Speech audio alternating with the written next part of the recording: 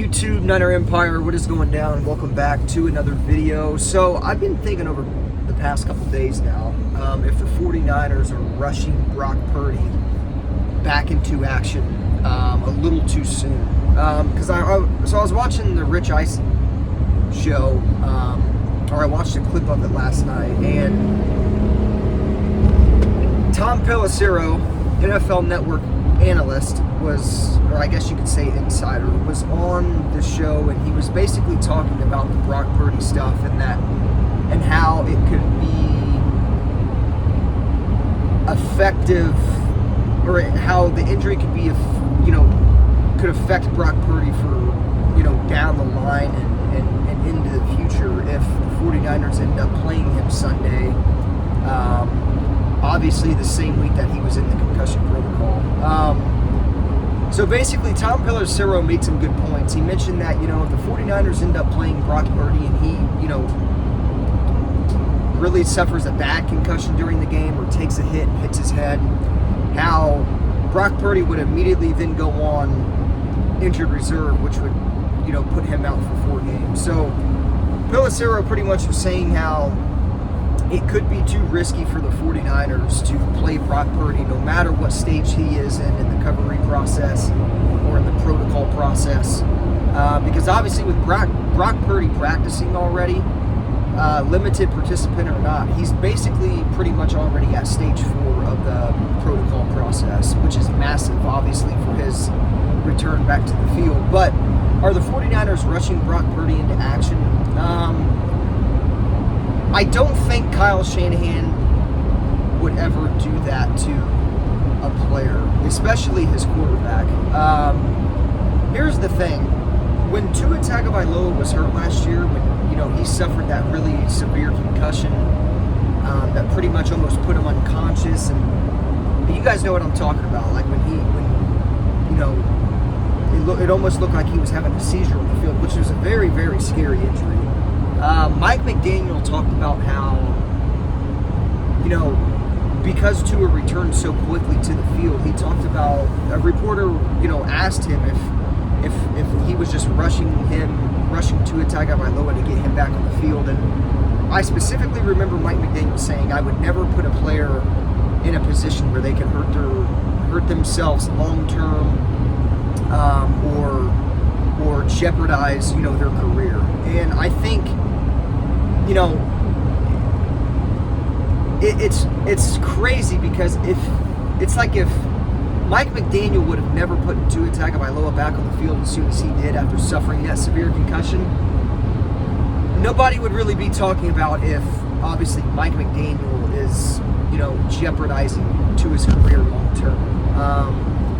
And the weird thing is it's like people really believe coaches in the NFL would put their players in a position to hurt themselves long term, or to jeopardize their career. And I don't think, especially Kyle Shanahan, especially when it comes to Brock Purdy as well, I genuinely don't think Shanahan would ever put Brock Purdy in a situation to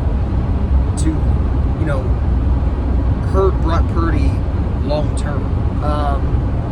So I mean, really, I guess the whole question is going into this week is are the 49ers rushing Brock Purdy back into action? No, I don't think they are. I think it's more of a situation where Brock Purdy understands and knows, the severity of his injury probably more than anybody else, considering he's the one that has the concussion, or he's the one that was placed in concussion protocol. And to be completely honest, I don't think Brock Purdy would ever try to practice or be a limited participant in practice if the concussion was really that severe. So, look, the fact of the matter is Brock Purdy was just placed in concussion protocol. That does not mean he has a concussion, technically. I mean, obviously, all signs are pointing towards, and the symptoms that he had on the plane were pointing towards him having a concussion. But placing him in the concussion protocols, it's not necessarily like absolutely confirming that Brock Purdy has a concussion. So I don't think Kyle Shanahan and the 49ers would ever put Brock Purdy in a situation where they would jeopardize his career or hurt him long term. because the 49ers know, again, going back to what Tom Pelissero said, the 49ers know if Brock Purdy, gets another concussion, or if he really gets a severe concussion if they play him on Sunday, that's going to put him immediately out for a month straight. So, like I said, I don't think the 49ers would ever put Brock Purdy in a situation to hurt him long term. The 49ers at this point in time can't afford losing Brock Purdy, for more than really 2 games. I think the 49ers know, and the reason why, this game against Cincinnati is so massive for both teams is just because for the 49ers, the real competition for the 49ers in the NFC is the Philadelphia Eagles. And the more games they lose, the less of a chance it becomes to get that number 1 seed. And if I am Kyle Shanahan, I do not want to go into Philadelphia, late January or mid-January to play the Philadelphia Eagles. That's a really tough place to play. That's across the coast. The 49ers need to have the Philadelphia Eagles come to Levi's. They can't really afford to play in. Now they can. If you go out and win, it doesn't matter. But the whole fact of the matter is home field advantage and getting that number 1 seed in the playoffs is so massive. And I think that, if the 49ers lose Sunday, they have a really, really tough stretch coming up after the bye week. We obviously have Seattle twice. In between both of those Seattle games, we have Philadelphia. We got the Jacksonville Jaguars. The 49ers schedule is only getting tougher. And I've said this multiple times in recent videos, but the 49ers schedule gets really tough after, this next game against Cincinnati, and then obviously, coming out of the bye week for week 9. So, the 49ers cannot afford to be losing, more than four probably games this year. And to be completely honest, losing 4 games is probably a little too much to bank on, getting the number 1 seed. So, again, the 49ers can't afford to keep losing. This is a really big game for us, especially going into the bye week, because obviously going into the bye week, we have injuries, but coming out of the bye week, obviously Deebo Samuel's going to be healthy. That'll give Trent Williams enough time to probably recover to full health. Trent Williams is questionable for Sunday with that ankle injury. Shanahan mentioned that, with Trent Williams, his was kind of like a pain tolerance thing, and he felt as if he played Trent Williams, Monday night against the Minnesota Vikings, that he probably wouldn't have been available for this game. So the 49ers, like I kind of figured, played the Trent Williams injury safe and made sure that, keeping him out Monday night was going to help him long term. And the 49ers obviously really missed Trent Williams Monday night. Now, I'm not saying Jalen Moore, who filled in for Trent Williams Monday night, didn't play good, because he played fine.